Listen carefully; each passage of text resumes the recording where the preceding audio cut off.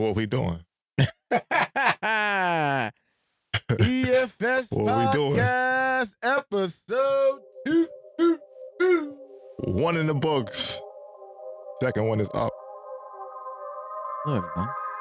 What up, y'all? How's it feel?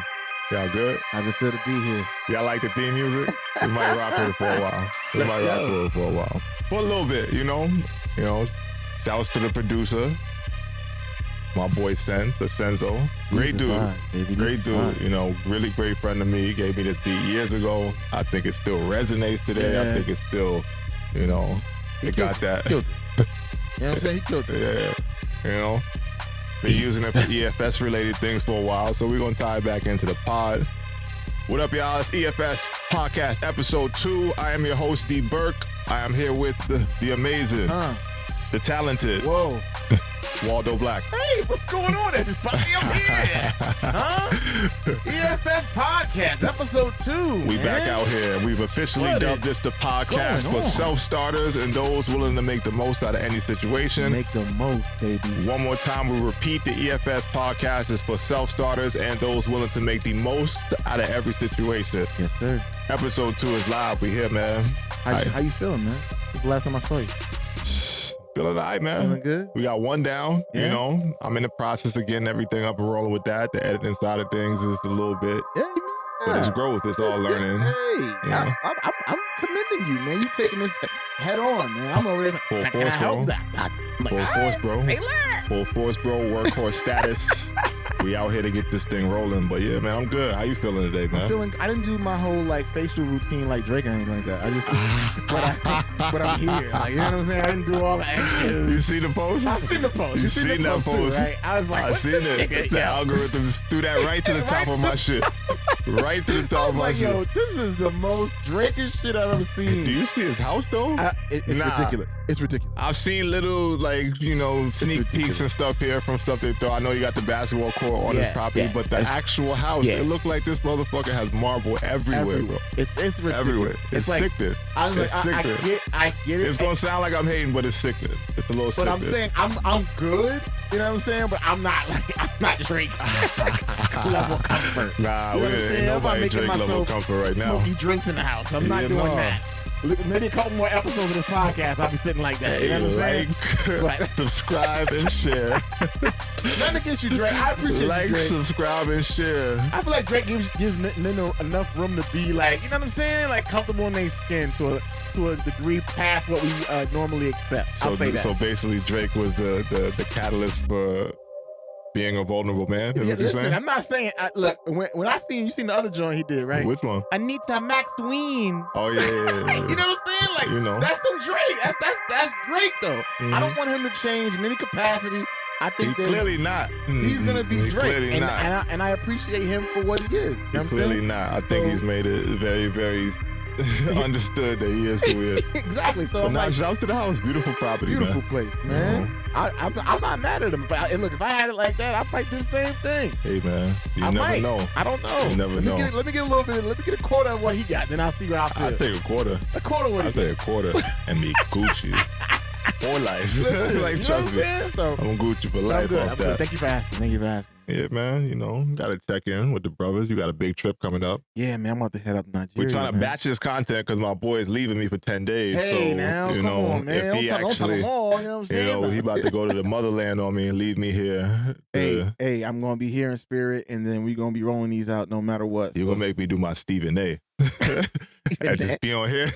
Yelling at everybody. Be on Come on, here. what are you doing? You fat Anthony piece of shit. Davis is not elite. You come on here and just fire somebody for no reason. Don't do that. Nah, I wouldn't. I'm all peace vibes, man. No worries about that. But yeah, man, looking forward to you coming back with the motherland review. I'm definitely excited to be my first time in Africa. So it's like I'm excited. You know what I'm Been saying? a lot Like, of places, never Africa. Never Africa, right? Throughout the So it's journey, like, been a lot of places, but never Africa. It's on my bucket list of places to go. Let me go to the motherland. Let me go to my ancestral home. You You know what I'm saying? Let me feel what that's like. You might come back with a different glow on you. Whole different glow. I'm looking forward to it. You know what I'm saying? So it's going to be a great experience. And then I'll probably bring back something. You know what I mean? We I might bring just a couple snacks or something that you can try. Maybe we could do it do a live reaction or something for the pod or something. Whatever we'll it is. See what's up. We'll see whatever it is. But I'm excited, man. Thank you for asking and sharing. Definitely, man. Here. Definitely. But, episode 2, man. Where's your heart at, man? What you want to dive into? Because you got so much experience in life. You got so many things that you've been through. Like, we could sit here and pick away all day about everything. You know what I'm saying? I personally want to know about you in you've been a decade of professional basketball. I think people that watches this wants to know like all of the insides of that. Like, cause that has to be. Talk about the dime. You know what I'm saying? Like, that's what I would want to talk about. I mean, how y'all feel? I want to know what it's like to be a professional basketball player. I think insight, I think today is a good place to go. Reason being, I had an event last night that I went to, right? Word. And it was a very well put together setup. It was an awards dinner / celebration for this company that owns, some things. Okay. So you're being clandestine about it. You're at the event, it was crazy because off of the teaser that I put out the other day, like over a little while ago now at this point, like someone at the event was like, so somebody was asking me about myself, basketball and all that other stuff, and like kind of diving into that conversation with someone live, like one-on-one, just very like lightweight. It wasn't a very like deep or lengthy conversation, but somebody outed me about the podcast because they seen the thing. They was like, oh yeah, and he's a podcaster now. I'm like, whoa, already. I ain't like, chill. Like, give me time before you actually stamp me in that regard. But I'll take it. Thank you for but I was really trying to stay more around the basketball side of things. That's how fast it happened, ain't it? Crazy. It's One crazy. post. One post. Boom, now you're a podcaster. Yeah, all right. I'm podcaster now. Crazy.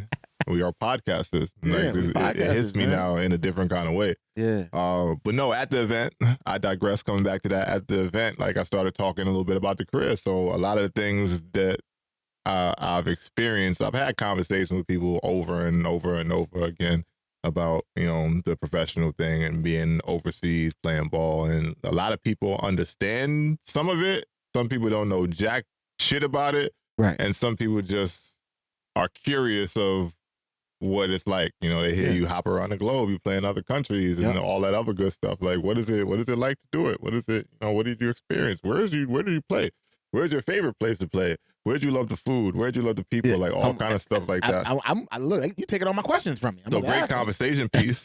Great conversation piece just from myself to anyone. I'll stick out like a sore thumb. I'm 6'8", so I don't go anywhere without like, who's this guy? Who is he? I bet I know what sport you play. You know what I'm saying? To the point where I gotta fuck with him and be like, nah, tennis. Yeah, right. Volleyball. Or soccer. like just okay. I'm not pegged. I don't feel like they could peg me, but I stick out like a sore thumb. I'm a hooper. So a lot of times I end up having conversations with people around that. Just breaking down what I've done or what I have done in my past, at least, because I'm old and I'm washed now. Anybody that actually wants smoke, like now will probably be the time to catch me because right now, but I'm still physically in great shape. Give him 3 months, I guarantee you'll be back in shape, ready to go on the court. It'll take about 3 months. Yeah. Not the physical. Like physically, right now, and I joke with my homies about this all the time, and they think I'm crazy because I tell them like I grind, I go hard. I'm in the gym like 6 days a week. Right. Like strength and conditioning. Cardio, resistance training, that kind of stuff now. So I'm not doing a lot of skill work or any at all at this point. Yeah. So skill wise, I'm washed. I'm like, if you just want to put me on the court right now and say go compete, but you can get some blocks though, right? I can do more to get some blocks. Right. I'm saying rebounds? to the caliber of what I'm used to. If you was in the game right now, how many rebounds would you get? Depends on who I'm playing. Going back to the overseas. Yeah, I'm saying if they picked you up 10 day. If they gave me a 10-day? Yeah. 10-day overseas contract, I'm getting you at least 8 boards. 8 boards. Now. That's good. Today. That's good. 8 boards a game? And maybe points. 6. It'll start at like 6. 6, 8. but that's still solid minutes. If I had 5 solid minutes. Say if I had 5 games in those 10 days, by the time I got to that 8th, the 4th or 5th game. Yeah, you'll get warmed up and you'll be good. I'm over double figures. That's what I'm talking about. I'm over double figures. Look, probably approaching 20. That's solid. That's solid minutes. But I would need 2 weeks to get ready for the 10-day first. Yeah. because you got to Yeah. tighten up solo first before you try to go tighten up against other people in a live game situation. So I would need 2 weeks to get ready for it first. And then once you throw me out there, I'm going to be rusty. You can't mimic the game, the speed of the game, the actual, it's a different feeling that you got to get, and you got to go through the paces to get back on pace with the actual competition side of things. But give me 2 weeks, and I'll be able to give you a little something. I'll probably give you a smooth 15 in the PAL. In the PAL, I'm giving 40 now. 40 now in the PAL. 15, 40 now in the PAL. Like, throw me out there. I'm talking about 15 minutes. I'm about to sit my 15 minutes. I'm not going out there. I give you 15 minutes. 15 minutes. That's I about a solid points. 15. Nah, I ain't got no 15 points. What are you talking about? You see me? I ain't in shape for that. Hey, man. Listen, but if you want a great commentator, I'm going to be on that sideline calling the game amazingly, okay? I'm talking about Bob Costas level, okay? I get it. That's my talent. I know where my bread is buttered. Sideline status. Don't put that boy out there on the court. Don't put me out there. Yeah, man. Unless you want your team to lose. You might be a great glue guy. You know what I'm saying? You stick to make I'm hard screens. All you gotta do is defend. You can hack it. If you hack it, you got 15 minutes and you got 5 fouls to use in 15 minutes. Exactly. I'm gonna make it hard on whoever's in front of you. Make it hard on them. Go down. Go down. Like John Chaney, send the goons in. We're gonna send the goons in. I'm gonna get some Draymond shots in. I'm like, there it is. Nah, not Draymond. You can't do that. You go suspend it right away. You gotta be on the line, but not over the line, so they ain't throw you out the game before you get your 5 fouls off. Before Draymond get mad at the pot, Draymond, you're great. You're an elite defender. Salute to you, bro. Elite to you. It was a joke. You're in the media space. We don't want no smoke. We just that nigga come pull out at the light. Self-starters willing to make the most of anything. I'm just saying, Dre. Shut it down right out the gate. It might be extra pub though, so what we trying to do? Clickbait? No. You want to clickbait it? Jordan Poole. Nah, we ain't doing no clickbait, man. Everything organic, but shouts to Draymond. Sorry if any of that was offensive. No smoke. But at the end of the day, you are in a shape, hop in and do what you, to me, you're most successful at, and that's being a basketball player. But my question is, there had to be a journey in that professional basketball realm. Mm-hmm. You didn't just walk in great. Right, you had to grind to get to that level where you're. Nah, yeah. You didn't just walk in like I'm him, or was it I've been him mentally.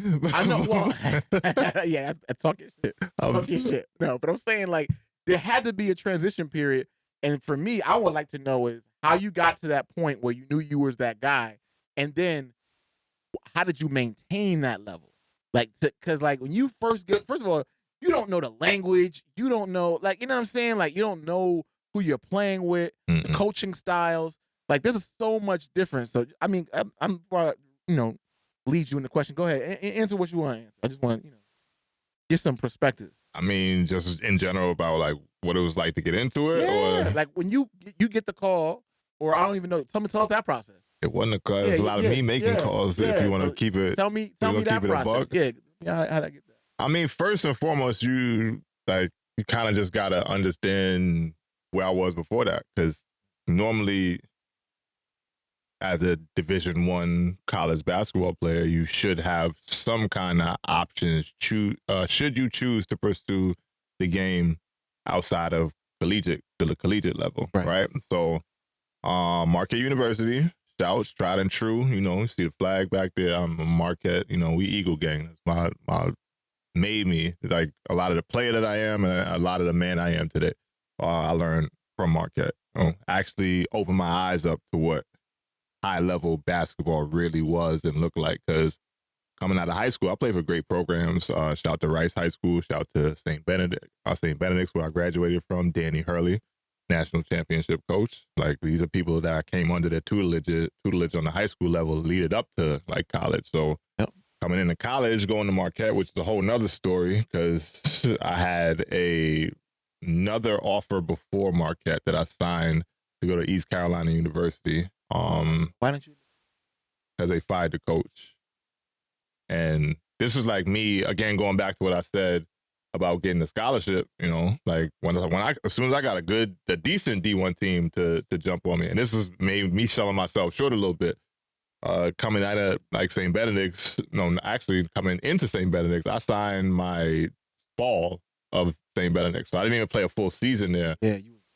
I'm just like, yo, I'm jumping on the first D1 D1 offer that I can get. And I did the East Carolina University, partially because my boy Japheth McNeil, Brooklyn legend in the town, shouts to him. He was at that school and we had played ball like when we was like young together for a little bit. So, you know, in the town, like people know in Brooklyn, like my father was a very good coach to a lot of young men. And, you know, we all kind of grew up together. So he was older than me and ended up going to East Carolina and was there 2 years before I even got to visit.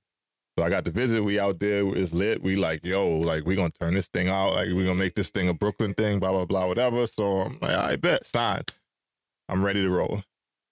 Coming into the season, I'm starting to play at St. Benedict. And then I'm doing well. Like we're top nationally ranked, one of the prep schools in the country. We doing great in New Jersey. Like that's where the school is. So we running through everybody over there. I'm playing with other D1 guys. A lot of them had decent careers after that. Like, you know, so not even decent, great careers. Lance Thomas was on my team. He ended up being at Duke. We had some battles in college too. And then he went to play professionally in the league for a while. But either way, St. Benedict's great. Did a lot for me. From there, my coach at East Carolina during my first my season at St. Benedict gets fired, you know, just like regular shit, college basketball happens. I'm committed there, but I don't want to play for the next guy. I don't even know who's going to be the coach. You don't know the system. You don't know who he is. So I decommitted more or less and opened up my recruiting again after I was already at St. Benedict's and we torched it up. That had to be, so you had to go out on faith. I mean, yeah, but at that point we had such a great season on the high school level that I knew my stock was rising. I kind of shut off a lot of other opportunities for myself because as I was playing at St. Benedict's and playing well, oh, this kid's a D1 player. Is he a mid-major D1 player? Oh, he's maybe a high-level D1 player. Blah, blah, blah. Like, okay, we want this kid. Oh, who's he signed to? East Carolina. So a lot of people were just turning away. Right. You know, right. Oh, so when I reopened up my recruiting, then, he's available and available, you know. So at that point, schools on the bigger level started reaching out. Freaking Miami reached out. Freaking Seton Hall around that time was, you know, interested. Interesting. My dream school was always St. John's, coming from New York. They never, you know. It hurts me still. It hurts me still. But St. John's never offered me an actual, you know, why St. John's? But now other schools like Rhode Island on the mid-major level, good school. I know people that have went to Rhode Island after I chose not to. LIU ain't call you nothing like that? I mean, so a lot of like low level D1 schools, like, was interested, but I always had my sights set on like, okay, I'm now at St. Benedict's. Like, and even before, when I went into St. Benedict's, just like trying to like scrape and grab for everything, like having a chance to play that season there kind of like showed me even more like, bro, you might have sold yourself short once I opened up my recruiting. So I'm seeing like who really want to rock with me, you know? And then Marquette came knocking. My one coach, God rest his soul, Bo Rabidou, he's no longer with us, but he was the one that originally started recruiting me. So from there, when I went on a visit to Marquette, like, literally opened my eyes, and this is again 2 years after D Wade left the school from the Final Four team. So at that point, the stench of D Wade was still on the university a little bit, like not stench, but like the aura, the swag, like all that stuff. He had that thing. Oh, yeah, and they had down years. They had down years from there. So after that, it really turned into them trying to reload. So they did a great job of recruiting a great freshman class, myself included, with Jarrell McNeil, names you might not know, but Jarrell McNeil, my brother to this day, Dominique James is a legend at the school, Hall of Fame, Jarrell McNeil as well, Wesley Matthews, my boy, still in the league, you know, he about to get his Hall of Fame induction this next week, actually, next week on Saturday, trying to make it out there. I don't know if it's going to work. Marquette, yeah. Oh, yeah. So these are 3 Hall of Fame dudes that I play with, like from the, I don't know if it's going to work scheduling-wise. It ain't gonna work. There's a lot of things going on right now. It is. I'm not gonna be there. I know that. I'll be at it's over. But nah. Fast forward. Either way, getting to Marquette, great experience. So the original question: how did the whole overseas thing come around? I played my 4 years in Marquette. We'll get into more of that later because there's a lot of stuff that taught me, grew me to as a man. So coming out of Marquette, we top 25 in the nation every single season.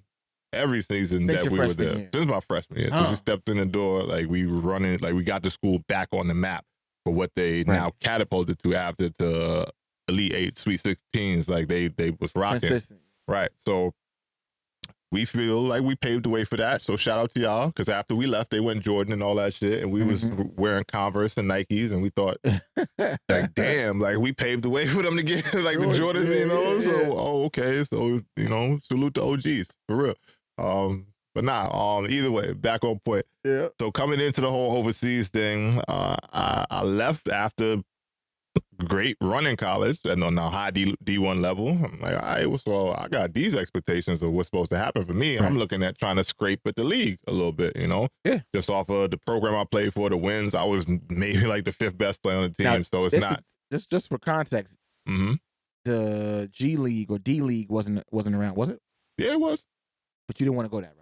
Nah, I would have went whatever route, if I'm just being honest. Really? Like, I believe from the players that I played around, it gave me an air of confidence that my basketball is, from here on out, should be on a certain level. Like, I'm not saying I was going to get drafted. I knew that wasn't the case, but there's other ways to kind of work your way be around and work into the league and all that other shit. So me coming out of high school, I hired an agent. Like, he will remain nameless on this podcast because he did nothing for me as soon as I left college.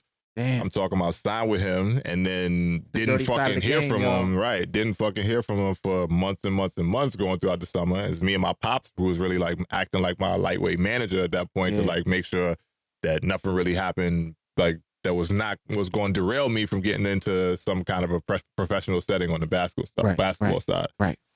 So agent was doing nothing. Me and my pops, what we going to do? This is maybe like August when, if you know basketball, you should kind of have something start to be figured out around like what you're going to be doing that next season, whether it be overseas. Like, this guy's telling me, yeah, I'm gonna get you overseas jobs in Turkey for $150K out the gate, blah blah blah, whatever. So I'm honest money. I'm a broke college kid, you know like playing at a great university, but I ain't got no ends like that. It ain't like now. It ain't like now. You used to get money now. It ain't like, you know what I'm saying? It's you like wasn't able to do 150. that. You wasn't able to get that money in college like you can now. Right, exactly, with the NIL and all that, which I love. Great thing, but again, great. Pay the players, like pay the players. Exactly. Pay the players, like just pay them. Which I'm glad they're getting money. You coming out of college, broke, agents not working, telling me you can get this, telling me you can get that. I'm gonna get you down to Houston to go to John Lucas camp. From there, we're gonna try to get you in the summer league, and this is that other shit. So this is all happening. I don't go to Houston. I don't go to John Lucas camp. I don't go to summer league. Motherfuckers going to summer league. I'm at home like training. Like, yo, what's going on? I'm just confused as to what was the holdup. You ever figure that out? Or nah, because I fired his ass. I got rid of him. Yeah. I got rid of him. Like, bro, don't tell me this, that, whatever. And then it's August, damn near mid-August, and I don't know shit about what I got going on next season. Yeah, it's over. He failed. It's over. Yeah. Like, out the gate, I'm not giving you another shot because you already coming out too hot with what you telling me, but then not delivering on. Exactly. And for me, if you're going to tell me something, live it out, you know what I'm saying? Or just do exactly what you're saying you're going to do.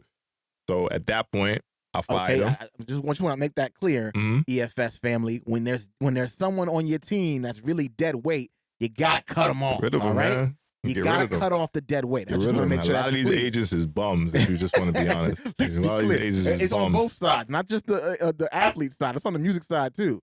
But I'm not going to go. I digress. But it's all over. Whatever industry, there's bums, and there's a lot of people just making promises that they can't live up to or keep. Exactly. So I fired his ass. So this is maybe August, mid-August, late August, going into September. I ain't got no team to play for.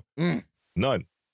All that time. None. Sitting on a shelf. And at this point, summer league is done. I'm like, all right, well, that probably ain't gonna happen. I'm not getting close to that. Like, I gotta go the overseas route. And he was already, the agent that I clipped was telling me things about overseas. Again, like Turkey, he said he was going to try to get me in Spain and this is that, whatever. So I'm like, okay, overseas is the next thing for me. But at this point, I don't really know shit about shit other than I ain't got no agent and like people is getting on flights to go overseas. So you had homies that are already getting their teams, they already ready to go. Yeah, like I'm fresh out of college. I know a lot of people just like, yo, we jumping over this water. We going to the league. I'm going to vet camp. I'm playing for this people in the preseason like that. And I'm having these conversations with my college teammates. You know, they doing this, they doing that. I'm stuck. So me and my pops grinded. Fast forward, we got a agent off of freaking. It had to be Facebook or something back then. I forget Facebook, exactly damn. where the dude reached out to me, but it was coming off of an exposure camp that I went to in New York for like getting into the overseas Yep. thing. So Yep. basically, the agent jumped on it, seeing where my resume was, where I played at in college. Like, oh shit, why are you? Why? Like, why are you available right now? That type of shit. So I go into it. He gets me a job in South America. From there, I didn't really like the South American market. Ended up going back there later to have a better experience, kinda. When you say South America, what part? Where you was at? And my first job was in Uruguay or Uruguay. It was Uruguay, as they would say in Spanish. But I played down there for a few months. Left the team. Some shady things went on, and this is my first experience playing overseas. And like, I don't really like what this is. Now, was the rules a little different down there? Rules as far as what? As far as the game? Yeah, I mean, overseas game is different than the NBA game. 100%. Is I'm saying South America different. Oh yes, you'll find there are different, not rules, but there's different styles continentally where you play, which is what I got to learn as I progressed throughout my 10 years. Like understanding that when you play on certain continents, your expectation is this. Understanding when you play on other continents, your expectation is this, and like how that goes. What would you be the thing that?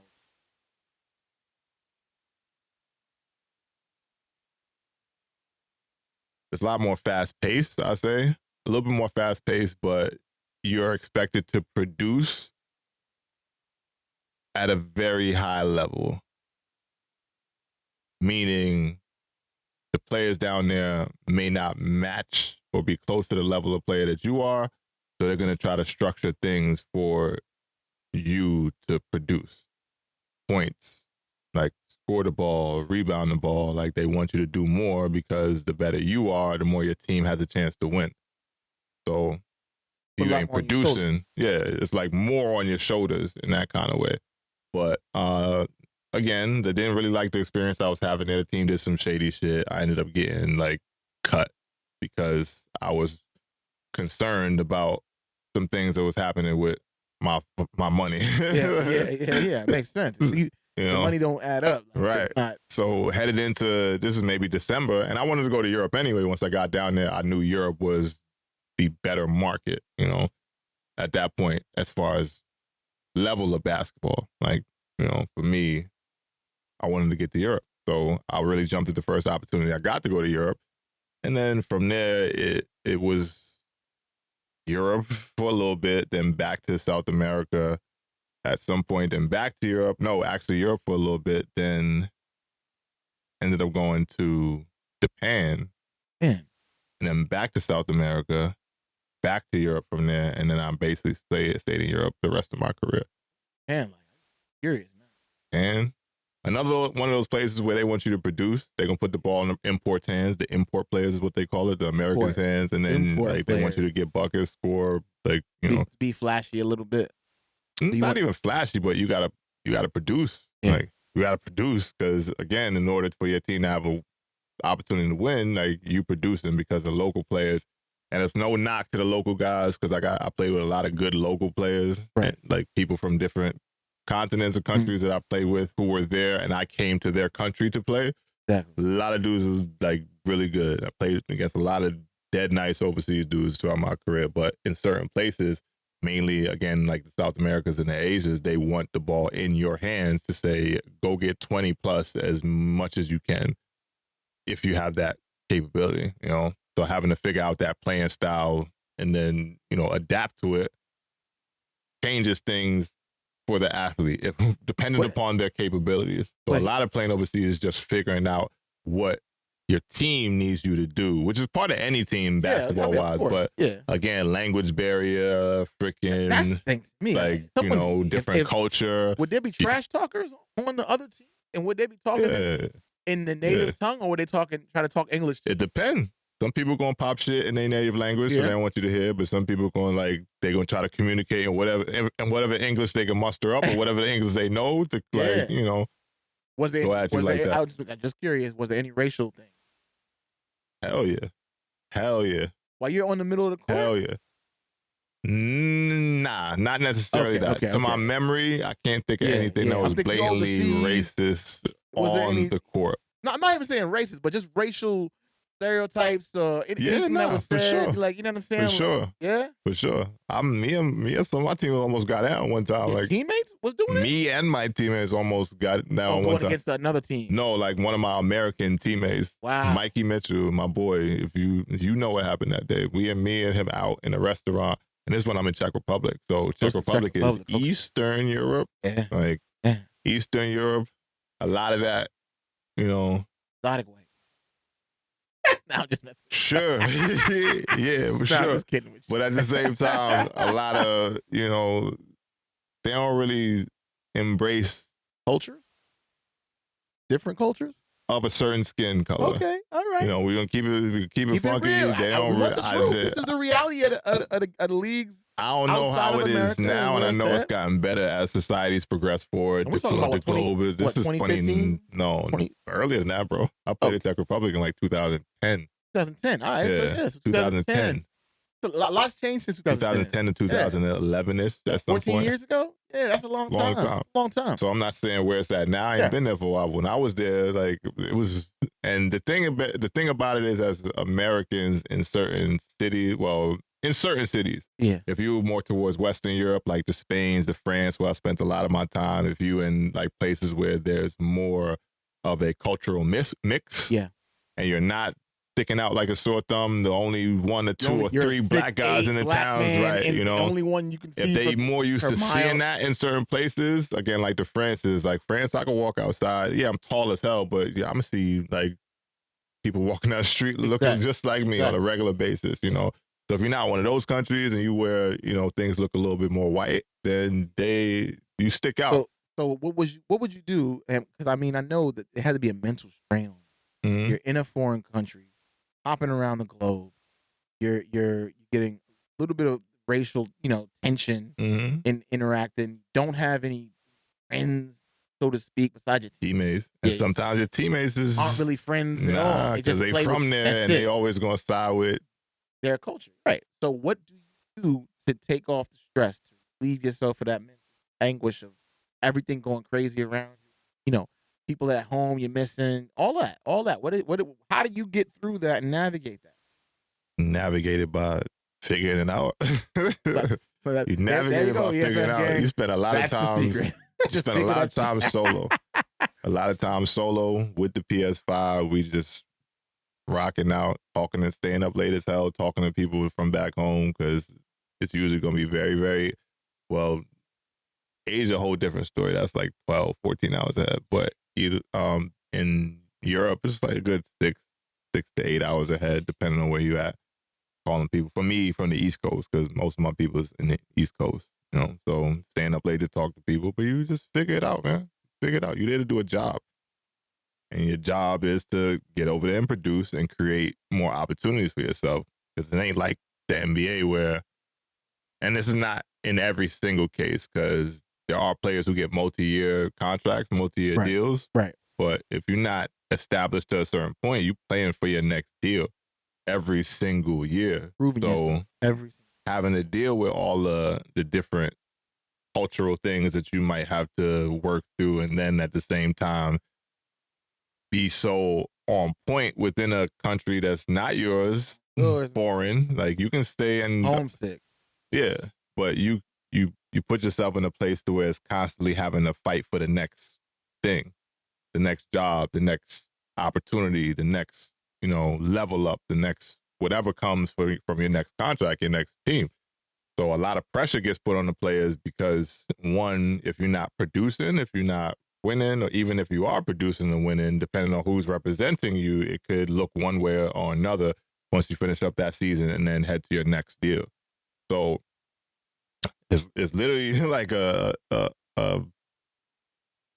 hate to make it seem like that, but you literally scratching and clawing to make sure that you can eat the next year, and you have the next man next to you. Right. And it's a bunch of us over there too. Like it ain't like I'm the only overseas player or it's a small crop of players that can go do this. It's a bunch of people that are doing it and have been doing it for a while, 10 years plus. like me or more. I got homies overseas now. You know, I'm reaching out to y'all soon. Holla at me. But I got homies overseas now that's still been doing it. I mean, they started around the time that I did. So this is now 15 years in for some of these people. Plus, you know, so there's that part of it. People who are established being able to do it, because the more you figure it out, the more they'll continue to keep you around and give you jobs. And if you create the right rapport with your market, your agent, and then teams that you play for, play against, like your word kind of travels depending on how you do positive or negatively, you know? So there's dudes that can still do it now, but you really always putting yourself in position to either trend up or fall off, maybe trend down a little bit, or just stay the same on like the same level. But you know? So you're fighting each year, clawing each year, Mm-hmm. but you do it for 10 years. Damn good job. So let's give you that right there. Did it down. But on top of that though, when you're out there, Mm-hmm. is there like, are you getting like notoriety? Are you walking around and now people like notice you from TV? Are you getting into clubs for free? Or like It's special privileges. Talk about that a little bit, because I think people don't understand you are a professional basketball player. If I seen somebody from the league like you the man in the walk town. into the store, I'm like, oh, that's And a lot of it is that for those people over there, the cities you play for, the fans over there are very supportive of their ball clubs. They will put pressure on you too, like win these games. Media and all that. Yeah, sometimes. Yeah, that's all part of it. So it's not, you know, they write up articles. You might have to meet with the newspaper and have a translator to discuss your performance last week, whether you win big or something like that. So it's all part of it. It's just elsewhere. So, you know, you're going to walk into town and, oh, Dwight, great game last week, whatever, like that kind of stuff. You know, you can get little special privileges and opportunities. Like when I was in France, I had just off of the teams that I was playing for there, like the cities, they would have like, there was this one joint B shop, and it's like a big French like sneaker. It's like, I don't want to say Foot Locker, but kind of like a Foot Locker just in France, where they got multiple locations and stuff like that. Yeah, and they sell apparel. So, you know, they reach out to the players in the town. They'll take some photos for us. You know, we give you free shit. Like, so you get those kind of perks, like just being walk in and now you that. In a sense, so you do have that experience on a lesser level than what we see for our athletes in the NBA. So it's a sweet gig, man. I like I said, I still miss it today. Now. That's the highs though. I know there's got to be some lows though. A hella lows. What's the lows? Like, so you're a professional basketball player. We already talked about. There's obviously that racial aspect, racial component. Mm-hmm. You already talked about being homesick. Being like, are you lonely? A lot of lonely nights. You know what I'm saying? I mean, but a lot of lonely nights. 6'8", you know what I mean? You're not an ugly dude. If you wanted to find somebody, you could have found somebody. Let's not pretend out here. I enjoy myself. I enjoy myself. EFS podcast episode 2. We snapping over it, okay? All right, let's talk. I enjoy myself in a lot of different ways over there. I guarantee you that if you wink at a girl and you make a shot, it's open season. Yeah, man, but you got to be careful over there too. Like that? It's lows with the industry women, like just on the low side, just on the low side, there's highs and lows with a lot of that shit over there. So you're gonna meet a lot of cool women that you know gonna have experiences with, and but there's nefarious women out there too. Yeah, facts. Trying to get you. It's facts. Anybody ever do the Drake move? What he put the hot sauce in the condom, whatever? Like, you ever had? Nah, crazy like that. Nothing crazy like that. Nothing crazy like that. Saying, like, I know dudes over there that they got caught up. Yeah, man. Like, especially the people with like girls back home and shit. Yeah, like women that they dated in America while they abroad, overseas. Chick over there find out they got a girl back home. Ooh. Just right to the gram, right to whatever, drop it like, they catch you up. So it's definitely lows with that. Don't do it. It's definitely lows with that. So how do you stay like all these things? It sounds like you are literally in a battle. You're fighting, you're scratching and clawing to stay top tier on your team because you don't know when the next contract's coming, next check's coming. You're trying to stay clear of the nefarious women and all the attention. Whatever you want, deleterious, whatever you want. Some areas, it's an Aries woman. It works. It works. That's just that level of vocabulary. You know what I'm saying? You're trying to stay away from the Jones out here that's acting crazy. You know what I'm saying? You're also getting the racial undertones of being the only, you know what I mean, black man in a Czech Republic. You got all these pressures, and you just saying, figure it out. There's got to be more to it than that. Because I would literally figure it out, bro. I would literally have, like, there's no strategy that you would deploy or nothing like that. I mean, yes, but crazy. You also got to factor in that the way, and at least this is what I've experienced in my career over there. And I know basically and I had, again, I came out of college very jaded as to what my experience is or should be. So my first couple of seasons playing overseas, I'm just really figuring out what the style of basketball is over here. But also, like, I want to be at the pinnacle of whatever level I'm at. Because, like, I just came from the best in college. The best. Not the best winning team, but I came from a great situation. Like, I'm getting over here. Like, there's no certain things. Certain things are not provided for me at that point. So a little bit entitled coming from the level that I was on. Like, I'm getting overseas and I'm seeing the medical team ain't right like this. The money might be late. This is my first professional experiences, so I'm not even really understanding that they're gonna be late with the money sometimes and shit like that. Like, so I have a certain level of this is beneath me in like my aura. You're like, okay, listen, what I'm you know, all while still trying to figure out the game over there to be a pro that can like last 10 years, you know.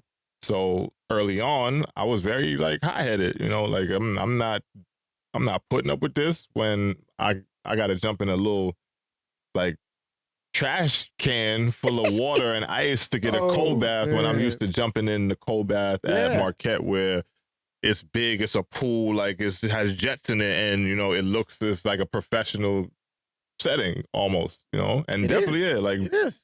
The weightlifting facility is top notch. I'm getting over there. We lifting at like what would be technically like Planet Fitness and shit like that. So you go in from the pinnacle. Yeah, so very entitled, very early. Like this is some bullshit. Like I'm already hot. I'm coming in hot because again my agent fucked me. The first one I had. So I'm coming in hot out the gate. Like this is some bullshit. I'm trying to figure this shit out. And I'm also trying to elevate myself to whatever the pinnacle of this shit is going to be. Like, and I'm looking at, EuroLeague and that kind of shit. Like, I'm aiming for that. You know, that's where I'm supposed to be. You know, my path, my trajectory got altered early because of some. Exactly. So success for me was like, I'm here, I'm willing to put the work and I'm willing to grind while figuring out the game and myself as a player, like transitioning from college to pro to where now I'm not only responsible for how I produce, but I got to produce on a high level that I might have been used to playing in college just because I wasn't necessarily the top dog on the team. So now it turns to you're no longer filling a role.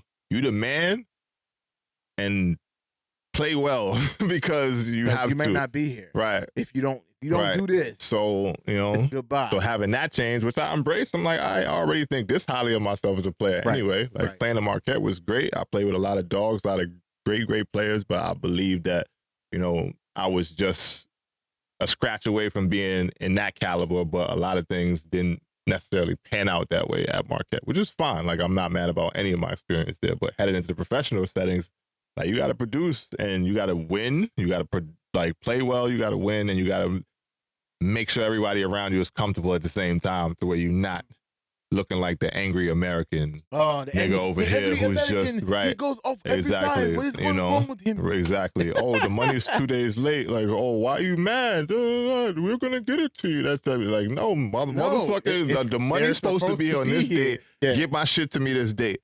Like that type of, you know. So there's a lot of that you got to overcome, to where you don't want to look like the angry black man. Come on. Just coming off like, come on. You know, because that could also, even if you playing well, that could stunt your opportunities. So you got to really play the role, you know, now, in a lot of ways. I'm curious because in a lot of ways. You're playing overseas. Are you considered you're in France, France citizen For during that example. time? Nah, you're on a visa. You're on a visa to play ball. Once Now- your visa's up, you gotta go back home. You gotta go back home. Yeah. So you're navigating that. Mhm. Would you ever would have played for like a professional, like the Olympic team, or like? Nah. You would've never Not done unless you are an actual citizen of that country. Yeah. And there are people that do that. There's Americans that go over there, get citizenships, and play for the actual country. Like Andre Blatch, he got a citizenship to the Philippines, so he's playing down there with their national team. Like, and other dudes, that's like a bigger example. But there's other dudes that go over there, play, and stick in a certain market. Yeah. Say, for instance, if you play in a certain place for a certain amount of years, you could be up for your citizenship. Yep. And then from there, once you get your citizenship, then you will be considered a local player, not an import, which then could affect how the team has, what the team does in the summers when they're bringing imports in, so they can get like a bonus American, like that kind of situation. So not just somebody else. Right. So usually the way it pans out is every team over there has a certain number of imports they can use. Yep. Sometimes it's like 5 in a place like 4 or 5 in a place like maybe Germany. Sometimes it's like 1 or 2 in a place like where they just ain't really going for that many Americans because they want to give the local players still an opportunity to play. Fair. So which is fair, cool. You get a certain amount of spots for Americans. So once you get your citizenship, if you're one of those people, then you count like a bonus American, and then they can go get other players from the States or other places around the world where they're bringing players in. Because the imports doesn't always have to be from America. Like when I was in France, my 1 year we won a chip. Shouts to that team. Y'all all know who y'all are. One of our import players was a guy from the Ukraine. Plays on the Ukrainian national team. So he, would count as an import for them, along with myself and then one other American. So that's what the import situation broke down to over there. 1 or 2. Yeah. What's up, man? I mean, going back and looking at all of that. Mm-hmm. Your opinion. Leave anything undone? Hell yeah. I left a lot undone. Like what? I came in the game angry over there. I left the game angry over there. Why? Because, again, you always are in a position where you're scratching and clawing for more. And if you have other things affect your path to getting the more that you see. I'm going to ask. Tactics. Agents. How it started and how it ended is kind of interesting. Like real shit. If I'm just being transparent about my experience with the game over there, from figuring it out to understanding how to play in these markets and what your team needs of you, to then transforming my game to the best level of player that I, grew to be, and a lot of it does, as I'm saying this, I don't want to come off like, oh, I'm blaming everybody else for nothing, because it ain't that for me, because I do understand that I could have personally done things better in my own career. But when you go out there, you put in the work, you produce, and you check off boxes that that they're looking for, a lot of the times it's the people that got to shoe you in to get to that opportunity. There's gatekeepers. Sure. Yeah. And for me, having ups and downs, whatever, but still having a great career overall, I got pissed off with just the way the industry ran, because it didn't really make sense to me when I did what I needed to do. Like, where's the next opportunity coming from? And if you're telling me this is what I need, if you're telling me this is what just going to get you to the next level, then, and just representation, like people that are representing you, if I hand you the resume, then go get the fucking job, like that type of shit. This is what I've accomplished. These are my accolades. No doubt. This is what I'm capable of. Go get the job. The opportunity. Go get the job. That's your job. And I was told you got to be this kind of player. I'm told you got to produce this amount of points, and you got to win also. I'm stamped. Like, one of my biggest successes over there was winning an actual championship, which outside of the elevation of self monetarily and like level and status and leagues and all that stuff you play with, like, I also wanted to win. I never wanted to do it and forsake winning, because like in my own heart, I come from a competitive place, so I got to walk away from this thing with a chip. What do you get? A ring? Get it.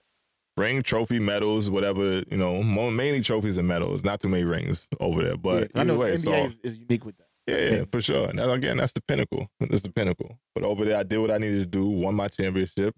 in 2017 in France. You're thinking 2017, you winning a championship, you're doing your It was thing. lit. What was Best player on the championship team. Were you MVP? And there's no shade to any of my teammates. We had a really great team. We played very, very well across that whole season. But was there like an MVP at a chip game or something like that? Or did they break it down like that? Or is that how did that? I mean, they had awards for the season. Yeah. I was one of the best players in the league, hands down, very easily on the best team in the league that year because we won. We was winning the whole season. Our point differential was crazy, like 15, 16 points. What was your stats for that year? That year, about 14, 8 points and rebounds. 14 to 8. But over there on that team, I didn't have to do much because we had a great unit, And the year before that, I played for the same team. I ended up coming back to that team in France the second year, which we won.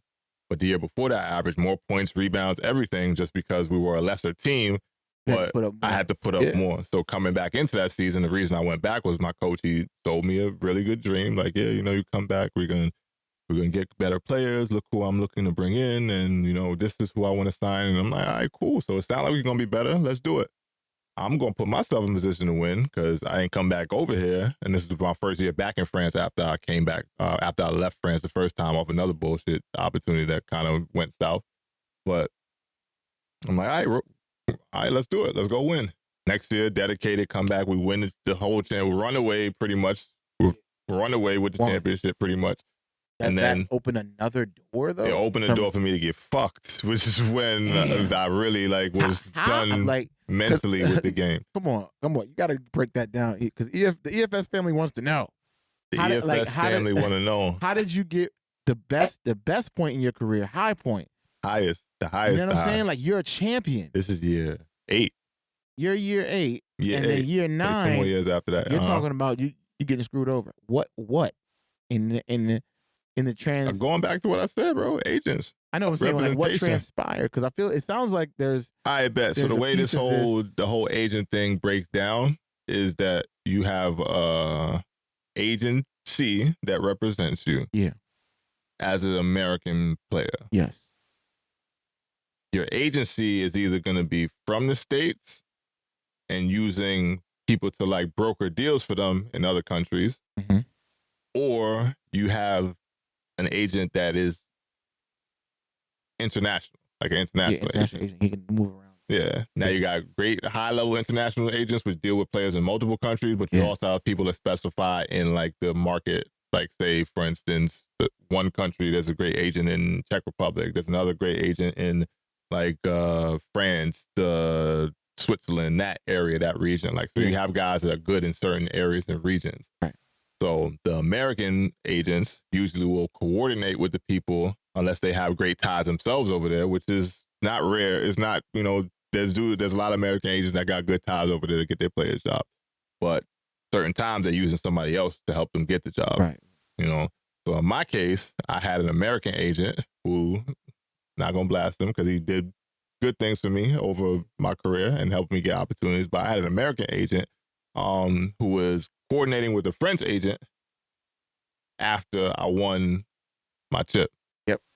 So I leave, come back home, and I got a daughter at this point. My daughter was born. She was there for me for the whole ride, the whole chip. So I'm on the highest of highs at this point. Coming into the summer thinking, all right, this next opportunity, this next door is going to open for me. And it just has to, because again, I did everything I was supposed to fucking do for y'all to open up the door. Yeah. So come back home, and then I'm hearing from my American agent, we're talking about things, this is that, whatever. My team, and I didn't really consider going back there again, but they didn't even offer me to come back, which I found a little funny, because normally how it goes, you get that offer from your team after you just literally walked them the championship, so a little funny there. But then I'm looking for whatever's the best opportunity to level up, more monetary, more bigger league, higher level, higher stat, which is fine. I'm looking for the next thing anyway. My American agent literally tells me that he stopped hearing from the agent that he was coordinating with in France for months. I'm not hearing from him. I ain't gonna put his name out there too, because with respect, but I'm not he ain't hearing from him for months, and I don't know. And this is just what I'm being told. So it could be something completely different than that. Right. But I don't feel like I had that rapport with my American agent who was working with me for years at that point. You know? So come to find out, the French agent comes back to my American agent months later, like 2 months probably, this into the summertime now, middle of the summer, like, oh, like I didn't know that Dwight wanted to leave. I thought he was going to re-sign with his team. Why don't you know that? Like, why don't you know these pieces of information, these details? Why don't you know that? So my team wasn't planning on re-signing me, which is fine and fair. Whatever, you want to go in another direction. Yeah, but because they knew I was going to ask for a certain. My feeling is they knew I was going to ask for a certain ticket that they didn't want to pay. Chip. Of course, you need more money. So I knew what it was. Exactly. You know, why don't you know that as my agent who helped me sign with that team? You know, right. But he also has his own agent, his own players that he's taking care of too. Probably. So you know, what my I'm thing is he didn't want the best player on the team to go to another team. What you mean, as far as what? Because if you're his client, but is he in the interest of the players that are local, or is he in the interest of overseas players? They're gonna look after their own. Oh. You know, getting his guys jobs or guys that he also has American players that he works with outside of my agent. Yeah. So he has his own connection, his own people. And he probably doesn't see as much money because your agent gets the first cut, probably. So there's a lot there that exactly. I can see that there's a gap. Exactly. You know what I mean? So these kind of things are going on to where it can, right opportunity, right situation, right timing, right everything. You can keep getting, you know, it can go one way or another. So whole summer, not hearing shit. And at that point, deep into the summer, you got to understand that the jobs kind of like dry up because players are signing. So there's less jobs, less opportunities for you to re-sign while you sitting around waiting. All the money's getting spent. Right. So I'm thinking, win this championship, I'm going to be hot on the market. And so I'm signing early. So I'm signing way less at this point, deeper and deeper to the summer. I'm hearing people, they got this job, they got that job. I'm sitting around, I'm fucking waiting. Like, what the fuck is going on? Yeah. Like literally, what the fuck is going on? How am I in this position? You know? Right. How am I here? How am I at a space where I don't know where my next contract was coming from after I did everything I needed to do to get what I know is in front of me at this point? With your child. With a daughter. On the line. Yeah, like this is the time it needs to come. You know? So where'd you end up landing? Success back move. in France, but I didn't end up leaving till October that year. And the season was well underway by the time I got there. So you landed on a whole different team, probably not for as much money because they already spent a lot of the major. Yeah. You know, so I go back to France and I'm talking about angry now too. Yeah. So they got a whole different me that season. Whole different level of anger, like almost again entitlement, like not even saying this is beneath me because it ended up being in the same league and I played, like we played that like did good you team. Play the old team? Yeah. That first game, did you? Oh no! I never got to play them. Oh, I was like, you played them. I mean, you had to snap on that game. Yeah. But my last season, I ended up playing the team that I played for after the season when I got screwed. But yeah, so angry as hell. Coming into it, angry as hell, playing like I'm literally looking to demolish everything in front of me, like everything in front of me. And I'm already still in shape because I'm at home training, angry as hell. Like wherever I go, at this point, deeper and deeper to the summer it got, the more of a madman I became just because like I'm waiting for the next opportunity. But all I know is like I'm in the gym and whoever you put in front of me next is done for. It's done for. So I came into that next situation just like that. And from there, good team. We ended up making a run, like almost one game away from the championship. We lost the semifinals that year. But in that season, I ended up getting hurt for my quad. So I was out for a little bit. So at this point, I'm aging out technically. So by the time I get to my 10th year, after winning and playing pretty well the year before that, oh, he's injured and, you know, like he sat out for 2 months. Like, you know, is he going to be at the same level? And this is that. Like, so I'm Questions still, start creeping. yeah. So going into my 10th season, I'm like, what the fuck is going on here? Like, something got to give with this bullshit. Like, something really got to give with this shit. Just because there's no reason that I'm this good, have this set of skills, have this set of, like, it's documented. Look up the footage. Like, I'm a very good basketball player, you know? And then I'm producing, like, shit happens. The leagues are a little bit grueling and gruesome. Like, you're not really getting the same treatment and same recovery and all that stuff that you would get in the States and all that. And just you grinding, like, you practicing hard 4 or 5 days, like, injuries and shit happen. But I'm still producing around those injuries. So what the fuck is the issue, like the question about what I deserve, or what I know I'm, you know, worth. Right. So in that regard, I'm just like, yo, headed in my 10th season, I'm even angrier because now I took a deal for less money than when I 2 years ago was a champion. Right. And the money got less and less instead of going up. Yeah. When it should have been with the right agent. The money, the teams, the opportunities, everything. And I'm just like, at this point, I'm looking at myself internally like, damn, what am I not doing? Right. You know, like, what am I not doing? What am I not putting forth to, like, reap the benefits of the fruit of my labor, in a sense? And headed into my 10th season, it just started to put me in a space mentally where I'm like, this is not really what it's made out to be. Ooh. In a sense. You know? You came to a realization at that point. You had an epiphany.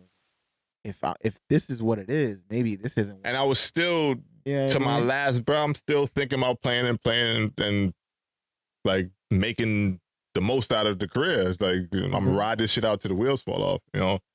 Things happen back home. I ended up making a decision to stop playing ball, to come back home at that point to be something else. A father, one, you know, but outside of that, I needed to escape from feeling like worthless, in a sense.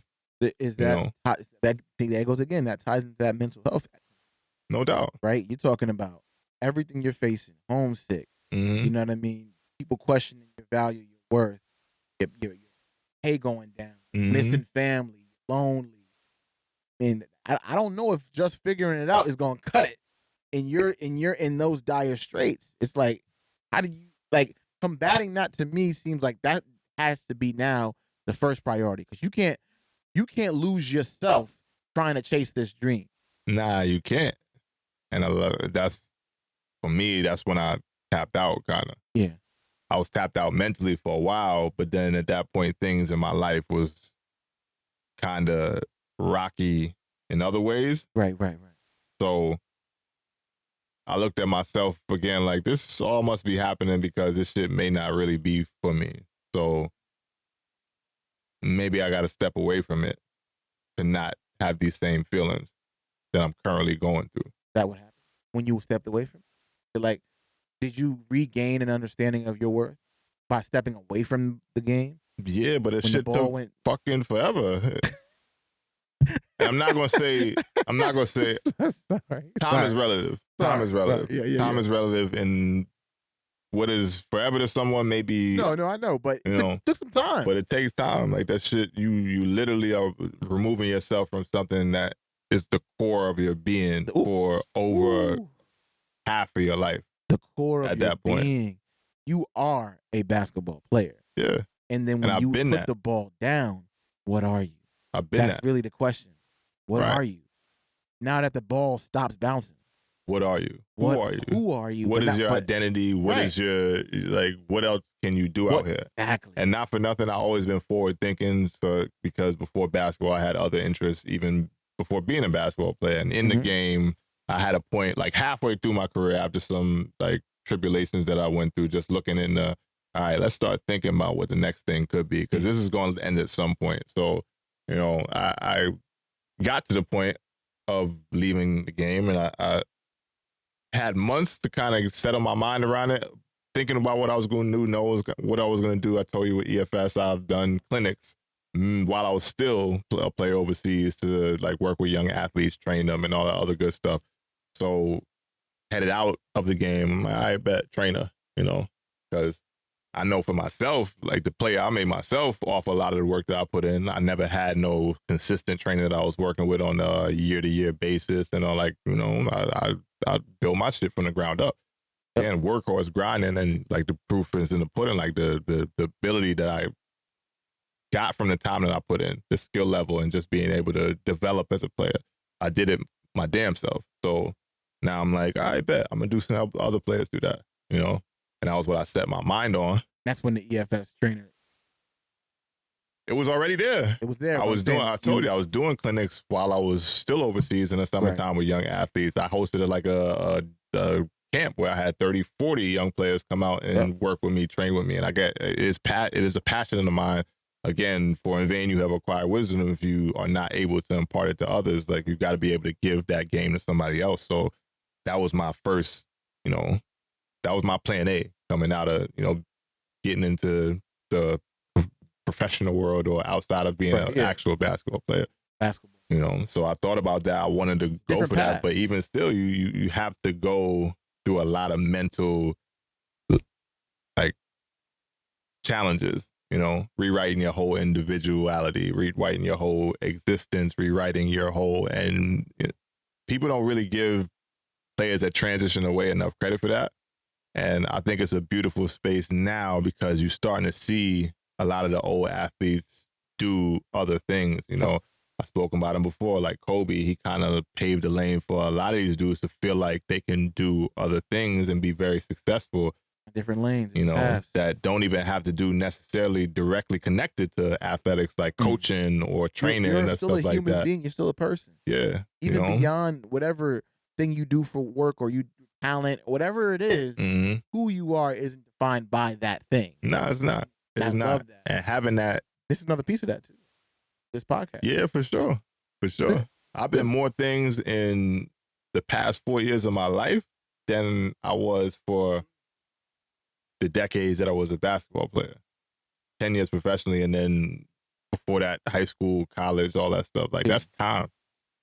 Like, it's almost 2 decades of my life.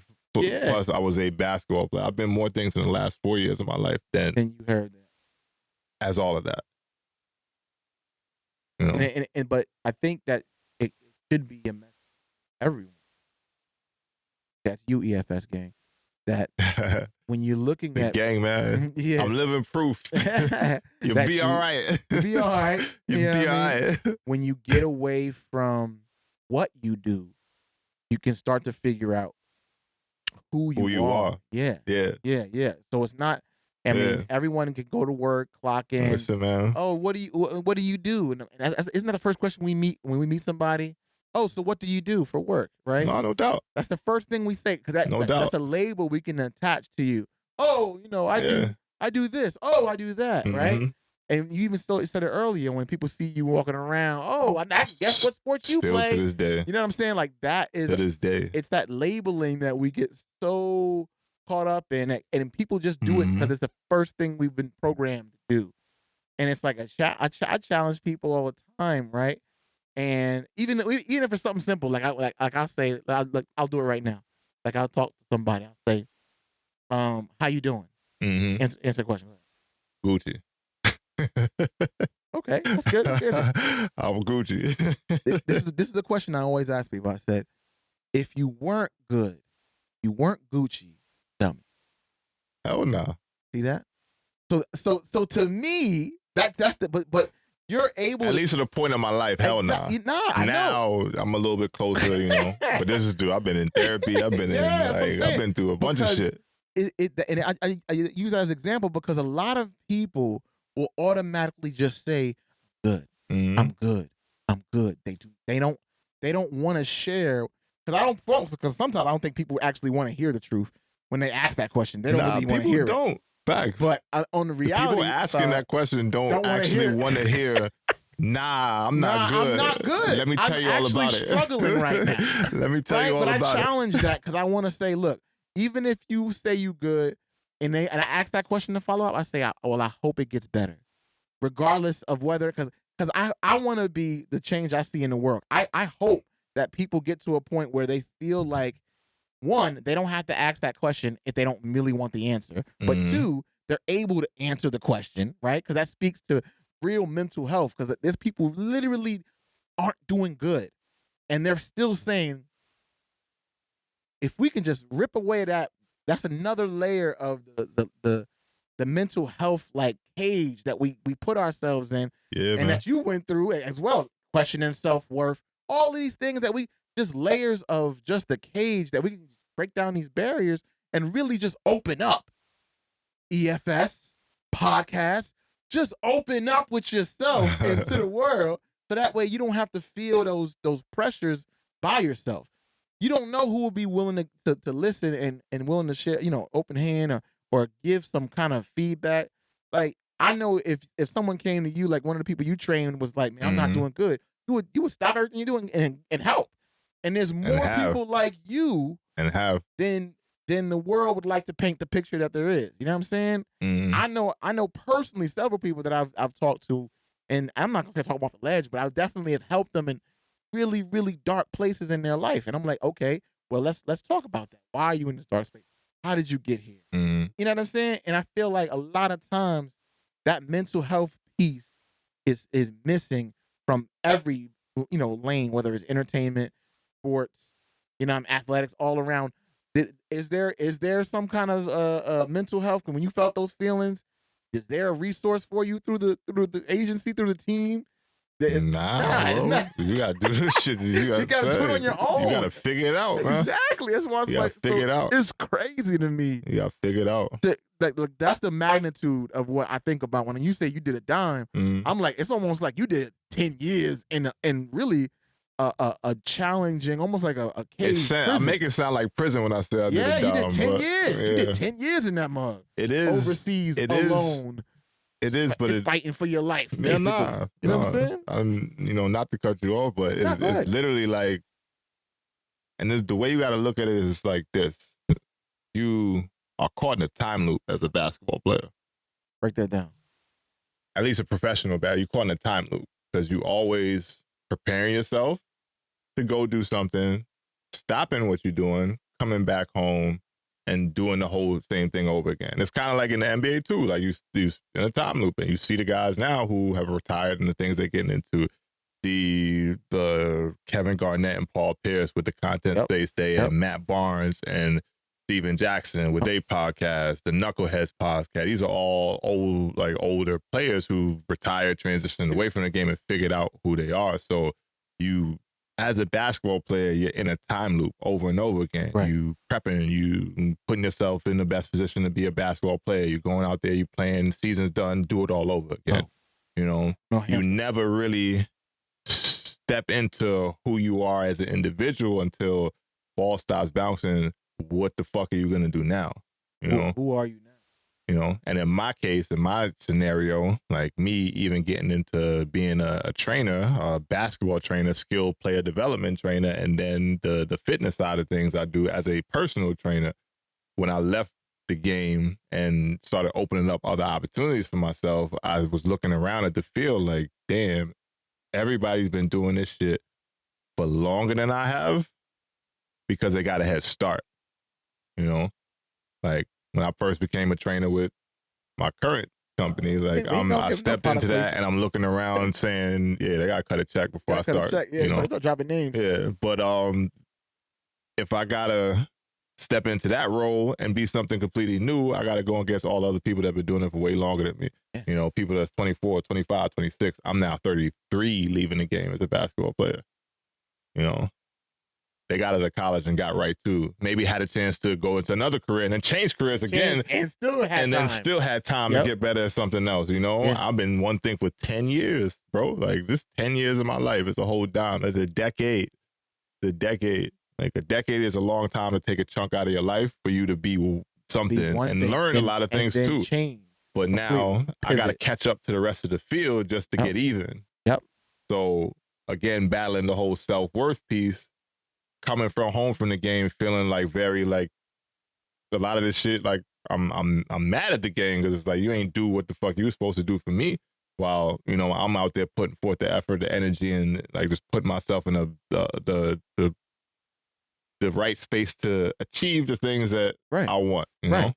And it didn't pan out that way in a lot of ways. And I don't make this seem like an angry, like, oh, I'm mad at the game. He's like, mad at the, yeah, he's nah, mad at the because game. like That's I what don't he want to make is. it seem like I a see big you in the comments. boo-hoo He's guy. mad. Oh man. Yeah, because fuck all that. Like I got a lot from the game. I did a Right. lot of great things within Right. the game, and I'm very, very appreciative of every experience I've got from it. The Like, positive being things, real, and that's even what the you want. negative. Just having real talk. A lot of that shit puts you in a certain place to where you got to grow and learn, and take a lot of the lessons that you have and transfer it to something else in your life. So coming home feeling like I'm worthless in a sense, like because I'm now got to step away from the career that I had to be something else, and then needing to figure it out in a way that you got to do it quickly enough to stay afloat, because I ain't come home rich by any means. I had to come home and get right to it just because I only got a certain amount of bread. It's only going to last so long, and I'm only trying to tap into so much of it before I actually there is no start. pension plan. Yeah, you save what you can, but at the end of the day, you got to step into another thing quickly enough to say, hey, like this is bearing some fruit to where you ain't got to really scratch and claw for your next meal, that type of shit. So coming home, getting to it is really self-reflection time. What can I do? What can I be good at? And then look who I got to go against to do it. But the thing about the basketball part of it, that aspects, discipline. Yeah. It makes you different. Into anything. I tell everybody now I'm wired super differently. Into anything. The shit that people complain about on most days, I look at like it's just another thing. Y'all don't understand. See, like because the EFS gang don't get it. Like this man literally work all day, take care of his daughter. You know what I'm saying? Do everything you gotta do, and then hit me up like, "You ready to do a pod?" I'm like, "What? I'm ready to go to bed." My boy fell asleep on me. I'm sitting there falling asleep like, "Yo." My boy fell asleep on me the other night. But he a different level of discipline, and then he stayed up and then edited. I was like, "How is he?" He's got like a battery, energizer battery in the back or something, and I commend him on it because that I get it now. Hearing the story and hearing how you break down all of what the scratching and clawing it's not something you can turn off now. Make you different, man. You do it for 10 years now. It's a part of who you are. Yeah. Even outside of the game, it's just now different, a part of your makeup. Different animal. Yeah, you've trained that and you've been programmed in that. Different. So I just hope that a little bit of the other side. I just give yourself a little bit of pat on the back, man. Raise your right arm in the air like this, right, and then just. Yeah. My shoulder mobility is terrible, which is my next fitness goal. I got to get all here to be a little bit looser. I'm just saying, like that's what I'm saying. Like, just, but facts. You're right. You gotta give yourself that pat, man, because no one else is gonna do it. I give it to myself now all the time, especially when you start seeing success in other things outside of basketball, which is why when I said earlier, it took long as hell to get my self-worth back. Right. It only really started to come through being in another avenue and seeing things pay off a little bit. That's of those other things. Because a lot of athletes' worst fears, I'm going to step away from the game and like, damn, I can't do anything else. So when you step away from that and then move towards other goals, other ambitions, and then little by little, it's like, oh, you chip away, come home, and then 1 year and you get a promotion. Grinding out for another year. Oh, now I'm at the top level of, my field, my position, like in this market, Okay. Shoulders start loosening up. You don't feel as tight. It's Hold okay. on, wait a second. And then creating other opportunities around leveling up, like being able to work with brands that I've had the pleasure and somewhat some displeasures of dealing with, right? Having other opportunities created off of just what you do, who you are, and how you're growing trajectory and all that stuff. Right. It feels good. It's like, oh shit, like it kind of gives you the same feeling as being a player, just differently. Like having that success, having the opportunity to start something, work at it for a little bit, and look back and say, damn, how long I've been home? 2 years. Shit, I got this job, this opportunity. I'm gonna climbing the ladder a little bit. Exactly. So that's when the self-worth piece comes back. It feels better to, it kind of validates that That's what it is. where you left at the right time is now leading to where you're going, you know? And also staying uncomfortable with that because you don't want to put yourself in a position to where you stop. At least me, and so again, I keep going back to I'm wired differently. I don't want to put myself in a position where I get here and then here.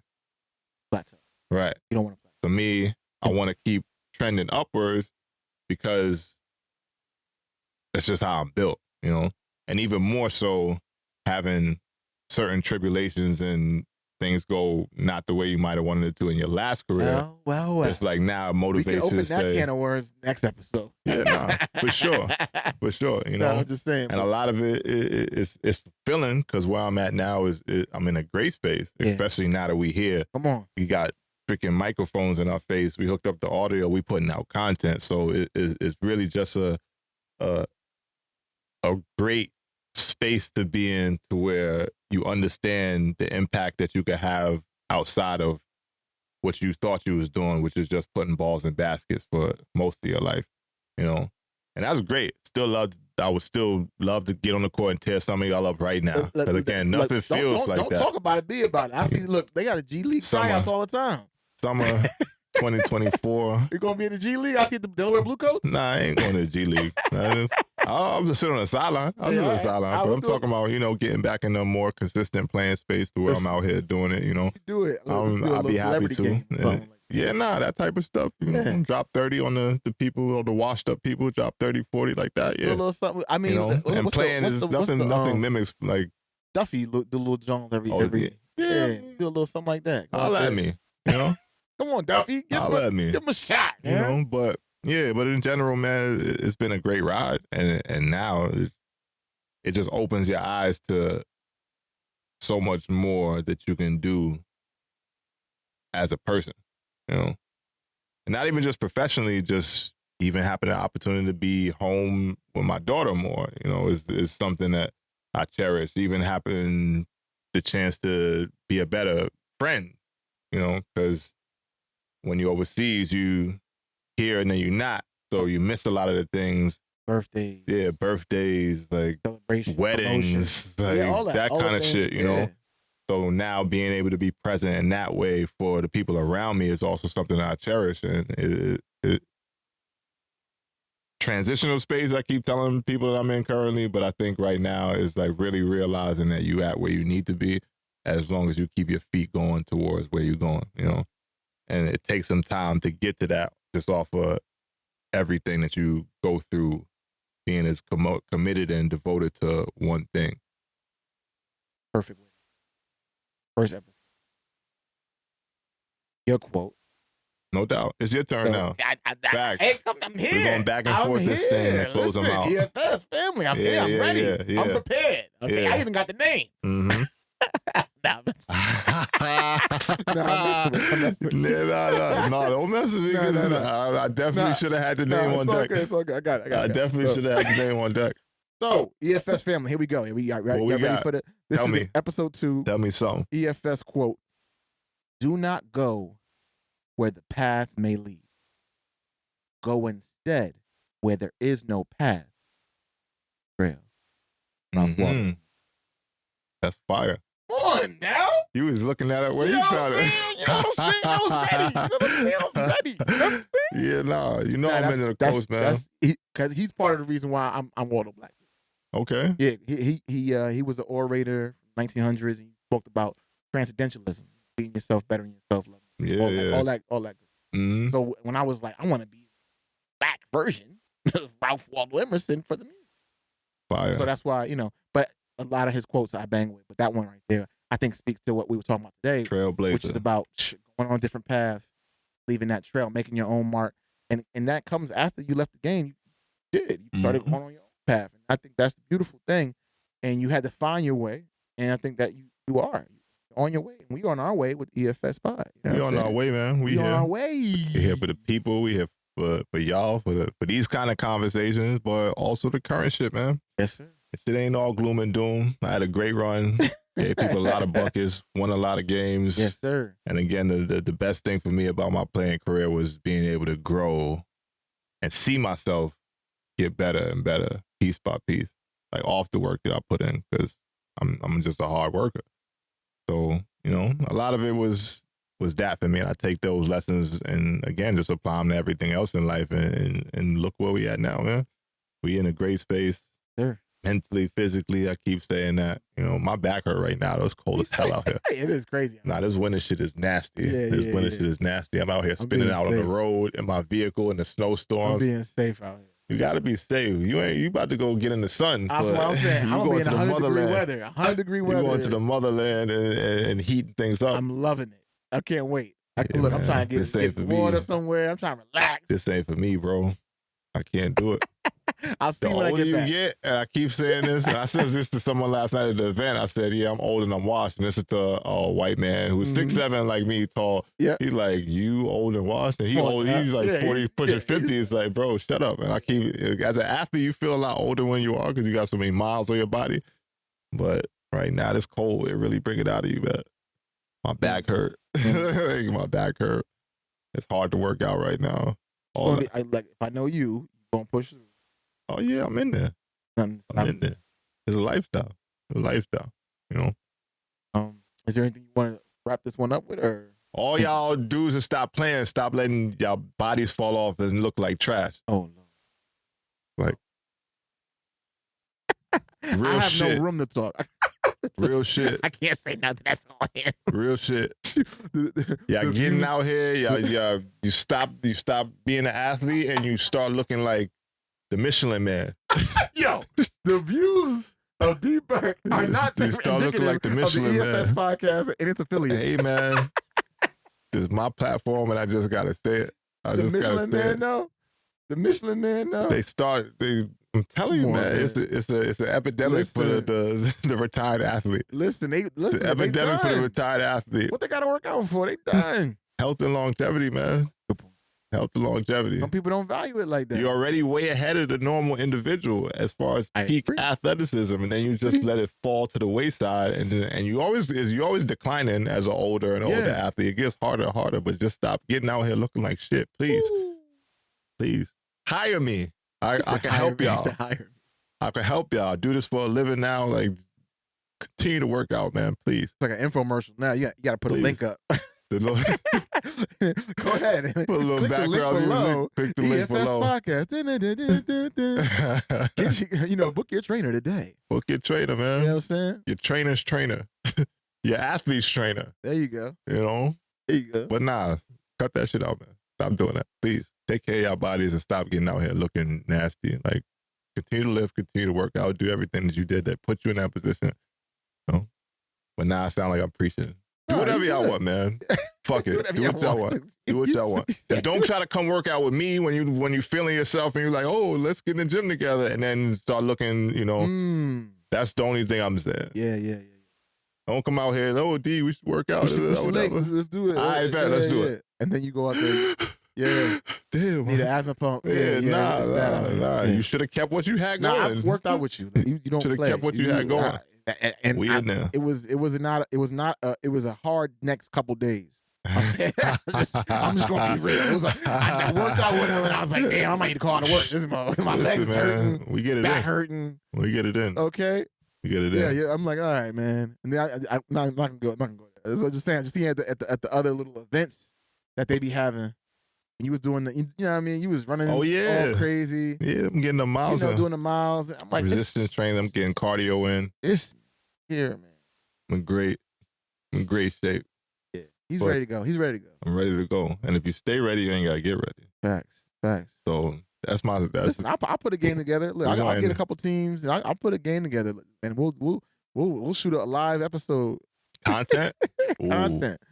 Listen, content. They're gonna really put the pressure on me because they're like, "Oh, he's talking about he was so good." Exactly. They come out here, give me a couple months. Do a couple months. All right. Let me tighten my shit back up, and I'm popping my shit all summer 2024. Let's go. 2024 is back. You know what I'm saying? I'll talk to maybe Cristiano over here. You know, something else. We figure it out. There's gyms out here. We make it happen. All right. Well, thank you everyone for listening to the EFS podcast. Yeah, it's episode 2, man. We got a lot of stories Episode off, 2 in still the more book. stories to come. We're gonna get into the more current and everything. There's a lot of shit going on out here that we gotta pull the skeletons out the closet Exactly. first, roll it out for these people, and then keep them along the journey when we, bring everything back current and still tie back in the old shit because it's a lifelong journey. Yeah. Where you grow and tap back into the past. Yep. So we're gonna bounce back and forth, but I'm not mad at the game of basketball. Please don't watch this episode and start texting my phone, calling D Burke, are you all right? You all right, yo? I'm 100% fine. You Gucci. We just gotta keep it funky for myself, keep it real for others, and for the young dudes too. Like there's a lot of young dudes out here that's looking to go. You're in college right now. You better talk to. Everybody ain't going to the league. They got 450 spots. Man. If you're going overseas, come on. Listen, you got to make sure that a lot of things is in place for yourself to be able to do it successfully. Yep. And he gave you. I'm living proof. He gave you real game. Okay, he gave you real game. Shout out to Wallow and Gilly. I gave you $100,000 worth of game. $100,000 worth of game. We ain't got a million. You ain't got a million. I gave you $100,000 worth of game in one episode. That's not bad. But yeah, EFS man, episode 2. We out of here. My brother got to go pack. He got to get ready for Nigeria. I'm taking way too much of this time. This is our longest session so far. They're going to think I'm really, really out here angry because we had an hour and a half in. Session. It's a great session. It was a lot. We covered a lot. And I'm good with that. But we out here, man. EFS podcast for self-starters, those willing to make the most out of any situation. We're going to close this thing out on an every episode basis by going out there and tell y'all to be great, because each of you have inner greatness within that all you got to do is tap into it, whether you got to get the shit kicked out of you to find the point where you tap into it. Right. It's in there. Bring it out. Go out there. Be great. And we'll holler at y'all next time. EFS podcast out of here.